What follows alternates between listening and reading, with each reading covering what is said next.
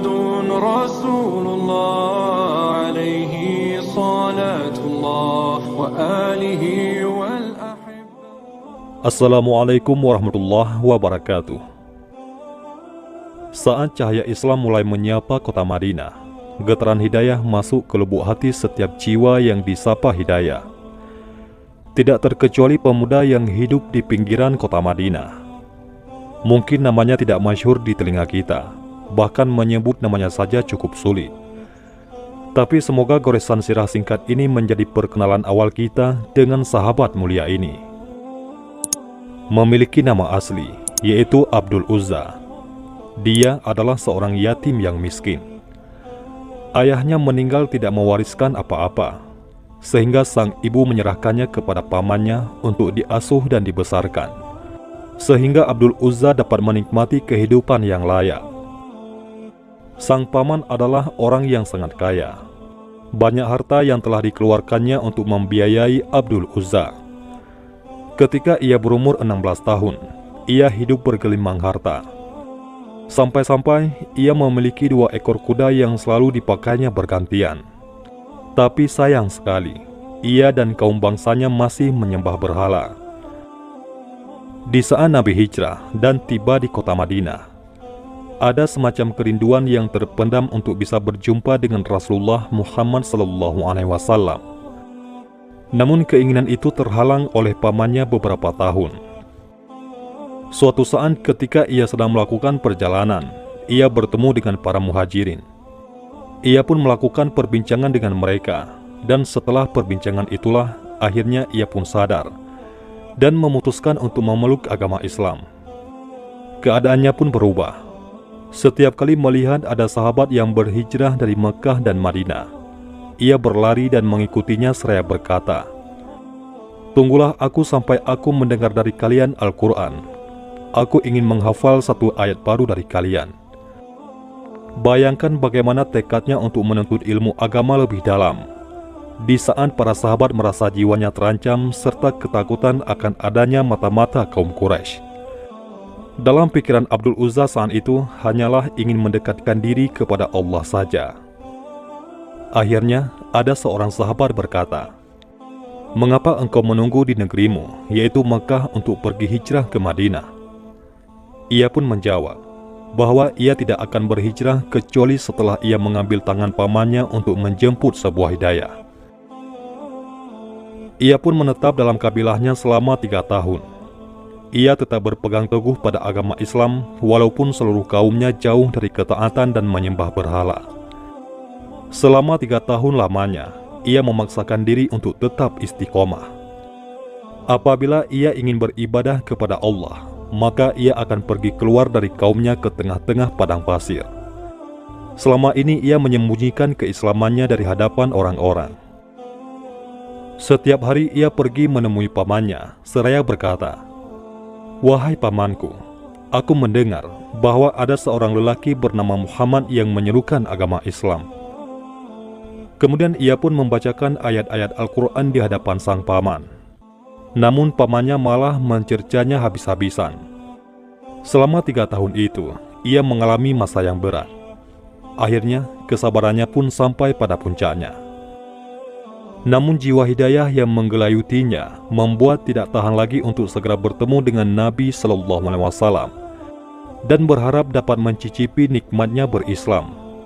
Dengan rasa segan yang bercampur keberanian, dia pun datang kepada pamannya dan berkata, "Wahai pamanku, sudah lama aku menunggu kesediaanmu agar kita dapat memeluk agama Islam bersama-sama. Namun aku tidak melihat dan tidak merasakan bahwa engkau tertarik kepada apa yang dibawa oleh Muhammad. Wahai paman, aku lebih memilih Rasulullah daripada engkau. Aku tidak dapat berpisah dengannya. Aku memberitahumu bahwa tiada Tuhan selain Allah dan Muhammad adalah utusannya. Aku berhijrah kepadanya. Jika engkau mau pergi bersamaku, aku akan menjadi orang yang paling bahagia." Pamannya pun menjawab, "Jika kau mengabaikan semuanya selain Islam, maka aku akan mengharamkan semua yang menjadi milikmu." Ia menjawab, "Wahai paman, berbuatlah sesukamu. karena aku lebih memilih Allah dan Rasul-Nya." Pamannya pun melakukan hal yang tidak dapat dipercaya. "Kalau kau tetap memaksa, maka aku akan mengharamkanmu hingga baju yang melekat di badanmu itu." Pamannya pun berdiri dan menggunting bajunya. Abdul Uzza pun hampir seperti orang yang telanjang. Ia pun tetap keluar dengan kondisi seperti itu. Saat keluar, ia menemukan selembar kain wol dan membaginya menjadi 2 bagian, lalu memakainya seperti kain ihram. Tidak gentar dengan jawaban sang paman, Abdul Uzza pun menanggapi dengan gagah dan tegas, "Demi Allah, aku lebih memilih mengikuti Muhammad dan meninggalkan penyembahan berhala." Ia pun kemudian berhijrah dan menemui Rasulullah untuk pertama kalinya. Sungguh tidak bisa dibayangkan betapa besar keistiqomahannya kepada Rasulullah, sekalipun ia tidak pernah bertemu dengannya. Rasulullah pun bertanya, "Siapakah Anda?" Ia menjawab, "Aku adalah Abdul Uzza." Rasulullah pun kembali bertanya, "Mengapa kamu berpakaian seperti ini?" Ia menjawab, "Pamanku telah berbuat ini kepadaku. Aku telah memilih engkau, wahai Rasulullah, dan bersabar selama 3 tahun lamanya, hingga aku bisa datang kepadamu dalam keadaan istiqomah atau tetap taat kepada Allah." Setelah menceritakan semuanya kepada baginda Nabi Muhammad SAW, kemudian Nabi mengganti namanya dari Abdul Uzza menjadi Abdullah Zulbajadain, yang artinya adalah pemilik 2 kain. Abdullah Zulbajadain menjalani kehidupan barunya dengan penuh kebahagiaan. Hari-hari dilaluinya dengan beribadah kepada Allah. Abdullah Zulbajadain senantiasa menemani Nabi SAW layaknya seperti sepasang mata yang selalu bersama wajah, demi meraih petunjuk dan ilmu, serta meniru akhlak dari orang yang paling sempurna akhlaknya. Kecintaannya kepada Rasulullah tidak dapat diukir dengan kata-kata dan tulisan yang indah. Hanya Allah yang tahu kadarnya.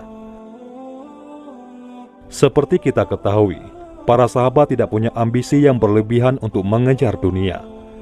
Sebaliknya, mereka berlomba-lomba dan amat tekun untuk meraih derajat yang tinggi di akhirat kelak.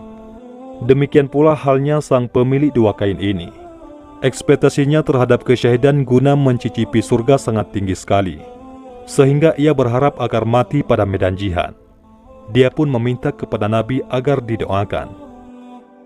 Tapi Nabi berkata kepadanya seraya memegang pundaknya, "Ya Allah, sesungguhnya aku mengharamkan atau tak rela kaum kafir menumpahkan darahnya." Ini adalah ekspresi kecintaan Nabi kepada sahabat yang mulia ini. Abdullah Zulbajadain ikut berjuang bersama Rasulullah hingga syahid dalam perang Tabuk pada usia 23 tahun. Ibnu Mas'ud pun pernah berkata, "Seandainya aku yang dikuburkan ketika itu." Ini kisah yang sangat menakjubkan dari seorang sahabat yang namanya tenar dengan Al-Quran dan hadis, karena kecintaannya kepada Al-Quran dan banyak meriwayatkan hadis. Ibnu Mas'ud menceritakan, "Aku bangun pada tengah malam ketika ikut bersama Rasulullah dalam perang Tabuk. Lantas aku melihat ada obor pada salah satu sudut markas. Aku pun melihat pada tempat tidur Rasulullah dan tidak mendapatkan beliau di sana. Lalu aku melihat tempat tidur Umar. Aku juga tidak menemukannya. Kualihkan pandanganku ke tempat tidur Abu Bakar dan aku tidak menemukannya juga. Aku pun keluar dan melihat Abu Bakar dan Umar sedang memegang obor, sedangkan Rasulullah sedang menggali tanah. Aku datang kepada beliau dan berkata, 'Apa yang engkau lakukan, wahai Rasulullah?' Beliau mengangkat kepalanya ke arahku dengan kedua mata yang dipenuhi dengan air mata. 'Saudaramu, Zulbajadain telah meninggal.' Aku berpaling kepada Umar dan Abu Bakar, kemudian berkata, 'Mengapa kalian biarkan Rasulullah menggali sendiri, sedangkan kalian hanya berdiri saja?' Abu Bakar menjawab, 'Rasulullah sendiri yang ingin menggali kuburannya Abdullah.' Lalu Nabi mengulurkan tangannya ke arah Abu Bakar. 'Berikanlah jenazahnya kepadaku,' ujar Rasulullah. Lalu Abu Bakar dan Umar menyerahkannya kepada Rasulullah SAW. Sambil memiringkan tubuh Zulbajadain, beliau bersabda, "Ya Allah, sesungguhnya pada malam ini aku ridha kepadanya, maka ridailah dia. Sesungguhnya dia telah mencintai Allah dan Rasul-Nya." Ibnu Mas'ud yang melihat itu merasa takjub dan mengatakan, "Ya Allah, seandainya aku yang dikuburkan ketika itu." Ini adalah bentuk iri dari sahabat yang juga tidak kalah mulianya.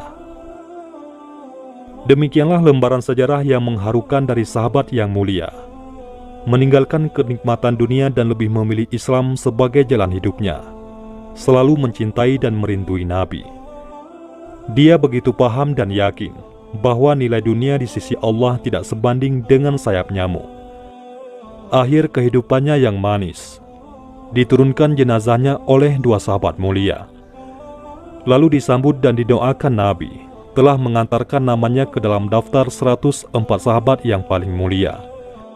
Semoga kita dapat mengambil hikmah dari kisah tersebut dan bisa bersama-sama memperbaiki keimanan kita yang masih lemah ini.